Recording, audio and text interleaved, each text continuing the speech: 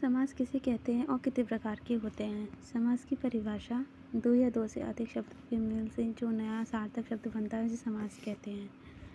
समास के उदाहरण चार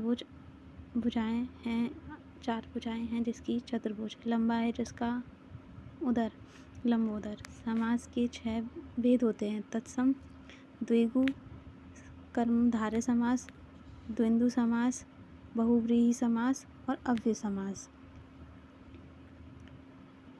अव्यय समास सबसे पहले है द्विगु समास। जिस समास का पहला पद संज्ञावाचक विशेषण से शुरू होता है उसे द्विगु समास कहते हैं।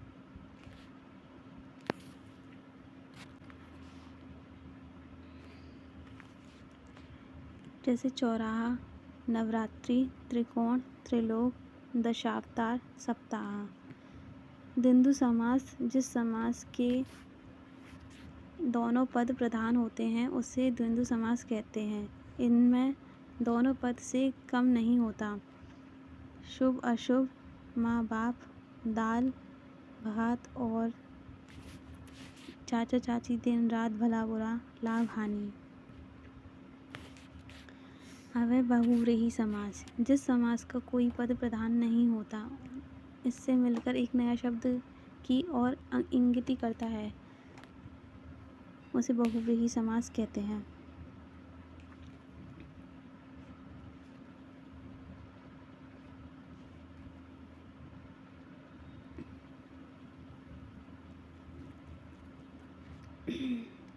जैसे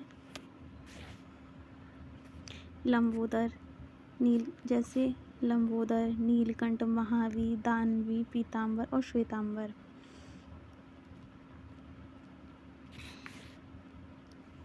आगे अव्ययी भाव समास। जिस समास का पहला पद अव्ययी भाव समास कहा जाता है। उदाहरण यथाशक्ति, भरपेट, अनुरूप, प्रतिदिन, प्रतिवर्ष। तत्पुरुष समास।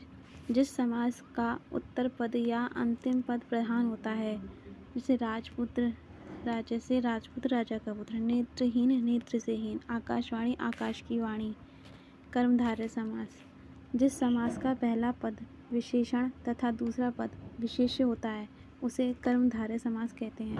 उदाहरण नीलकमल, नीला है जो कमल। संत पुरुष, सत्य है जो पुरुष। महादेव, महान है जो देव। नए समास का पहला पद निषेधाध्याय होता है, वह समास कहलाता है। अनदेखा, जैसे असंभव, अनहोनी, अनपढ़।